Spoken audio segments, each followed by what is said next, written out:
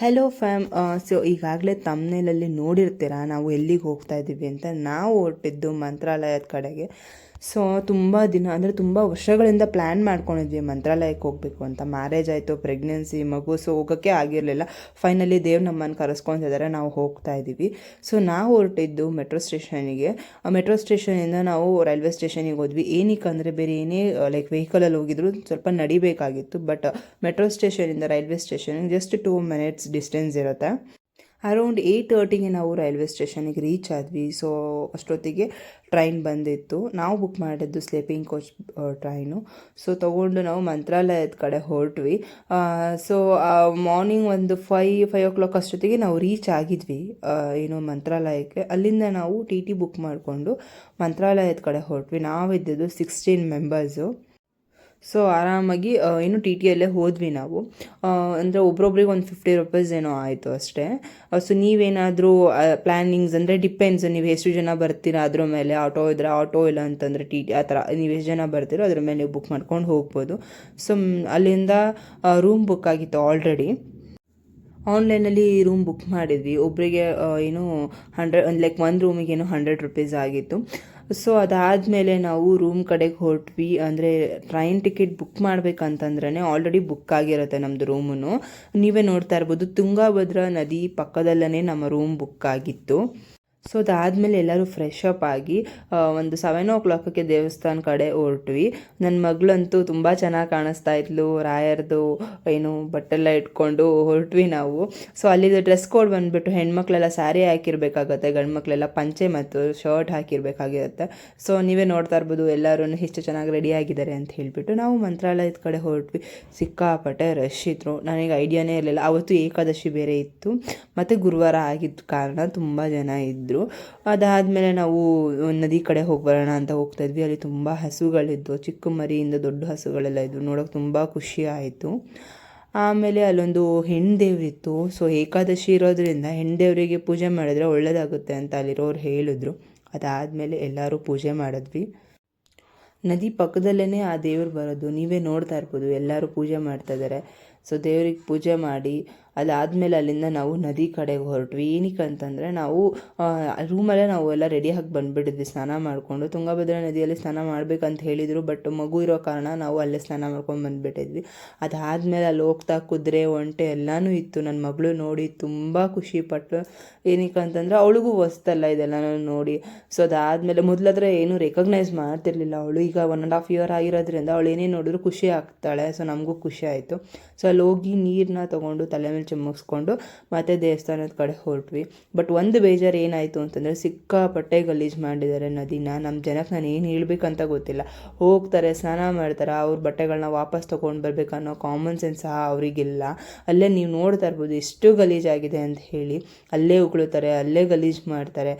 ಒಂಚೂರು Civic sense ಇಲ್ಲ ಅಂತ ಹೇಳಿದ್ರೆ ನಾನು ಏನು ಹೇಳ್ಬೇಕಂತ ಗೊತ್ತಾಗ್ತಿಲ್ಲ ನಂಗೆ. ಅದೊಂದು ವಿಷಯಕ್ಕೆ ಮಾತ್ರ ಬೇಜಾರಾಯಿತು ಮಂತ್ರಾಲಯದಲ್ಲಿ. ಅದಾದಮೇಲೆ ತಿರ್ಗಾ ದೇವಸ್ಥಾನದ ಕಡೆ ಹೊರಟ್ವಿ.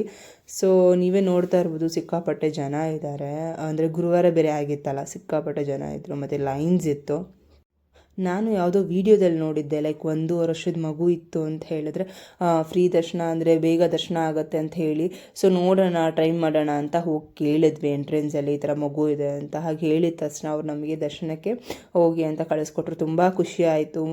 ಸೊ ಒಳಗಡೆ ಹೋಗಿ ಈಚೆ ಬರೋ ಜೊತೆಗೆ ನೀವು ನಂಬಲ್ಲ, ನಮಗೆ 5 minutesಲ್ಲಿ ದರ್ಶನ ಆಯಿತು. ನಮ್ಮ ಜೊತೇಲಿ ಬಂದಿರೋರ್ಗೆ ಒಂದು 3 hours ಆಯಿತು, ಬಟ್ ನಮ್ಗೊಂದು 5 minutesಲ್ಲಿ ಆಯಿತು. ಸೊ ಅದೊಂದು ಖುಷಿ ಆಯಿತು ನಮಗೆ, ಮಗು ಇದಕ್ಕೆ ಬೇಗ ಬೆಟ್ರಲ್ವ ಅಂತ ಹೇಳಿ. ಸೊ ಅಲ್ಲೇ ಒಂದು ಸ್ವಲ್ಪ ಹೊತ್ತು ಕೂತಿದ್ವಿ. ನನ್ನ ಮಗಳು ಮಲ್ಕೊಂಡೇ ಬಿಟ್ಟಿದ್ಲು, ನಿದ್ದೆ ಬಂದುಬಿಟ್ಟಿತ್ತು ಅವಳಿಗೆ, ಅಂದರೆ ಜರ್ನಿ ಎಲ್ಲ ಮಾಡಿ. ಅದಾದಮೇಲೆ ಸ್ವಲ್ಪ ತಲ್ಲೇ ಕೂತ್ಕೊಂಡಿದ್ವಿ. ಬಟ್ ಅಲ್ಲಿ ಏಕಾದಶಿ ಇರೋದ್ರಿಂದ ಪ್ರಸಾದನೂ ಯಾವುದೇ ರೀತಿಯಾದ ಪ್ರಸಾದ, ಮಂತ್ರಾಕ್ಷತೆ ಏನೂ ಕೊಡಲ್ಲ ಅಂತ ಹೇಳಿದ್ರು. ಅದೊಂದು ಬೇಜಾರಾಯಿತು. ಯಾಕಂದರೆ ದೇವಸ್ಥಾನಕ್ಕೆ ಹೋಗಿ ಪ್ರಸಾದ ತೊಗೊಬಂದಿಲ್ಲ ಅಂದರೆ ನಮಗೂ ಬೇಜಾರಾಗುತ್ತಲ್ಲ. ಸೊ ಏಕಾದಶಿ ಪ್ರಯುಕ್ತ ಕೊಡೋದಿಲ್ಲ ಅಂತ ಹೇಳಿದ್ರು. ನಮಗೂ ಅದು ಐಡಿಯಾ ಇರಲಿಲ್ಲ. ಅದಾದಮೇಲೆ ಸರಿ ಆಯಿತು ಅಂತ ಹೇಳಿ ದೇವ್ರ ಪ್ರಸಾದ ತೊಗೊಳೋದಕ್ಕೆ ಅನ್ನದಾನನೂ ಇರಲಿಲ್ಲ ಅವತ್ತಿನ ದಿವಸ ಏಕಾದಶಿ ಇರೋದ್ರಿಂದ. ಸರಿ ಆಯಿತು ಅಂತ ದೇವಸ್ಥಾನದಿಂದ ಈಚೆ ಬಂದ್ವಿ. ನೀವೇ ನೋಡ್ತಾ ಇರ್ಬೋದು ನನ್ನ ಮಗಳು ಎಷ್ಟು ಖುಷಿಯಾಗಿ ಆಟ ಆಡ್ತಿದ್ದಾಳೆ. ಅವಳಿಗೆ ಇಷ್ಟು ಜನ ಕ್ರೌಡ್ ನೋಡಿ ಅವಳಿಗೇನೋ ಒಂಥರ ಫೀಲು, ಖುಷಿಯಾಗಿತ್ತು ಅವಳಿಗೆ. ಅದಾದಮೇಲೆ ಸರಿ ಆಯಿತು ಅಂದ್ಬಿಟ್ಟು ಬ್ರೇಕ್ಫಾಸ್ಟ್ ತೊಗೊಳ್ಳೋಣ, ಬ್ರೇಕ್ಫಾಸ್ಟ್ ತಿನ್ನೋಣ ಅಂತ ಹೇಳಿಬಿಟ್ಟು ದೇವಸ್ಥಾನದಿಂದ ಈಚೆ ಬಂದು ಅಲ್ಲಿರೋ ಹೋಟ್ಲಿಗೆ ಹೋಗ್ಬಿಟ್ಟು ಬ್ರೇಕ್ಫಾಸ್ಟ್ ತೊಗೊಂಡು ತಿಂದ್ವಿ. ನಮ್ಮದು ಬೇಗ ದರ್ಶನ ಆಗಿಬಿಟ್ಟಿರೋದ್ರಿಂದ ನಾವಿಬ್ಬರು ಬೇಗ ಬಂದುಬಿಟ್ಟಿದ್ವಿ. ಸರಿ ಇನ್ನೇನು ಮಾಡೋದು ಅಂತ ಹೇಳಿ ಬ್ರೇಕ್ಫಾಸ್ಟ್ ಮಾಡಿಕೊಂಡು ಅವರು ನಮ್ಮ ಹಸ್ಬೆಂಡ್ ತಿಂದಿಲ್ಲ, ನಾನು ಏಕಾದಶಿ ನಾನು ತಿನ್ನೋದಿಲ್ಲ ಅಂತ ಹೇಳಿದ್ರು. ಸರಿ ಆಯ್ತು ಅಂತ ಹೇಳಿ ನಾನು ಬ್ರೇಕ್ಫಾಸ್ಟ್ ಮಾಡಿದೆ. ತಿಂದ್ಕೊಂಡು ರೂಮಿಗೆ ಬಂದ್ವಿ. ಸೊ ಮಗಳಿಗೆ ಏನಾದರೂ ತಿನ್ನಿಸ್ಲೇಬೇಕಲ್ಲ, ಅಂದರೆ ಲೈಕ್ ನಾವು ಈಚೆ ಫುಡ್ಡು ಸ್ವಲ್ಪ ಅವಾಯ್ಡ್ ಮಾಡುತ್ತೀವಿ. ಆಮೇಲೆ ಮನೆಯಿಂದನೇ ಎಲ್ಲ ತೊಗೊಂಡು ಹೋಗಿದ್ವಿ, ಆನಿಯನ್ನು ಟೊಮೆಟೊ ಎಲ್ಲನೂ. ಪೋರ್ಟಬಲ್ ಗ್ಯಾಸ್ ತೊಗೊಂಡು ಹೋಗಿದ್ವಿ. ಸೊ ಅಲ್ಲೇ ಕುಕ್ ಮಾಡಿ ಉಪ್ಪಿಟ್ಟು ಮಾಡಿ ತಿನ್ನಿಸ್ದೆ ಅವಳಿಗೆ. ತುಂಬ ಖುಷಿ ಆಯ್ತು ಅವಳು. ಏನಂದರೆ ಲೈಕ್ ಮನೆ ಫುಡ್ಡೇ ಮಕ್ಕಳಿಗೆ. ಸೊ ನಾವು ಮನೇಲಿ ಹೇಗೆ ಪ್ರಿಪೇರ್ ಮಾಡ್ತೀವೋ, ಗ್ಯಾಸ್ ಇದ್ದರೆ ನಾವೇ ಪ್ರಿಪೇರ್ ಮಾಡ್ಬೋದು. ಆಮೇಲೆ ಪ್ರಿಪೇರ್ ಮಾಡಿ ತಿನ್ನಿಸಿದ್ವಿ. ಅದೊಂದು ಸ್ವಲ್ಪ ಆದಮೇಲೆ ಇನ್ನೂ ಅವಳಿಗೊಬ್ರು ಫ್ರೆಂಡ್ ಮಾಡ್ಕೊಂಡ್ಬಿಟ್ಟಿಲ್ಲ ಅಲ್ಲಿ ಹೋದರೆ ಎಲ್ಲ ಕಡೆನೂ ಅಷ್ಟೇ, ಅಂದರೆ ಮಕ್ಕಳ ಜೊತೆ ಅವಳು ಫ್ರೆಂಡ್ ಆಗಿಬಿಡ್ತಾಳೆ, ಬೇರೆಯವ್ರ ಜೊತೆ ಅಷ್ಟು ಮಾತಾಡೋದು ಕಷ್ಟ ಅವಳು. ಆಮೇಲೆ ಒಂದು ಹುಡುಗನ ಜೊತೆ ಆಟ ಆಡಿಕೊಂಡು ಅಣ್ಣ ಅಂದ್ಕೊಂಡು ಆಟ ಆಡ್ಕೊಂಡಿದ್ಲು ಅವಳು. ನಮಗೂ ಖುಷಿ ಆಯಿತು, ತುಂಬ ಚೆನ್ನಾಗಿ ಆಟ ಆಡ್ಕೊಂಡಿದ್ಲು ಅವಳು.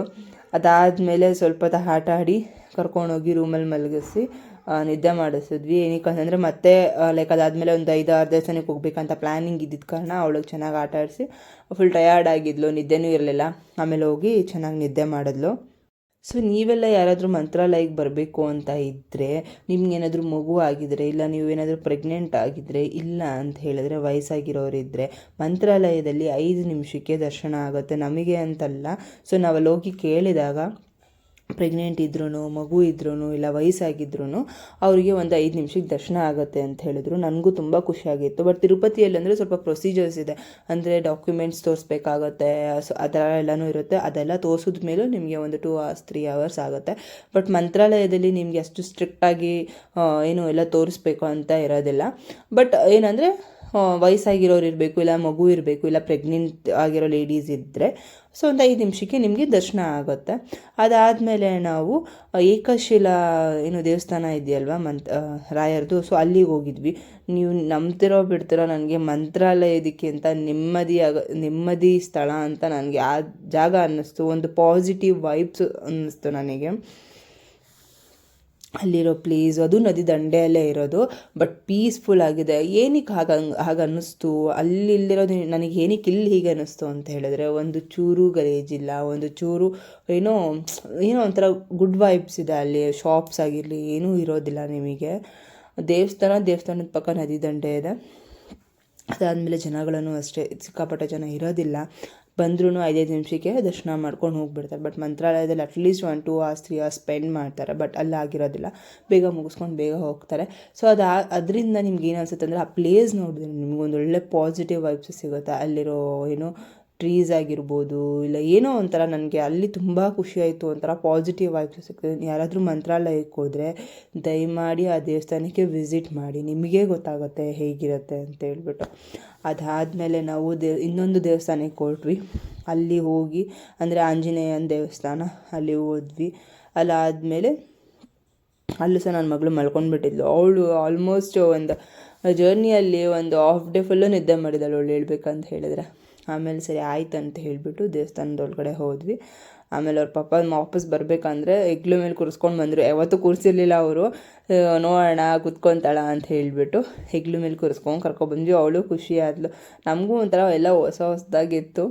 ಕೂರಿಸ್ಕೊಂಡು ಕರ್ಕೊಂಬಂದರು ಅವ್ರ ಡ್ಯಾಡಿ. ಆಮೇಲೆ ಚೆನ್ನಾಗಿ ಅಲ್ಲೆಲ್ಲ ನೋಡಿಕೊಂಡು ಆಟ ಆಡ್ಕೊಂಡು ಬಂದ್ಲು ಅವಳು. Thanks for watching. ಸೊ ಈ ವಿಡಿಯೋ ಇಷ್ಟ ಆಗಿದ್ರೆ ಲೈಕ್, ಶೇರ್ ಆ್ಯಂಡ್ ಸಬ್ಸ್ಕ್ರೈಬ್ ಮಾಡಿ. Thank you.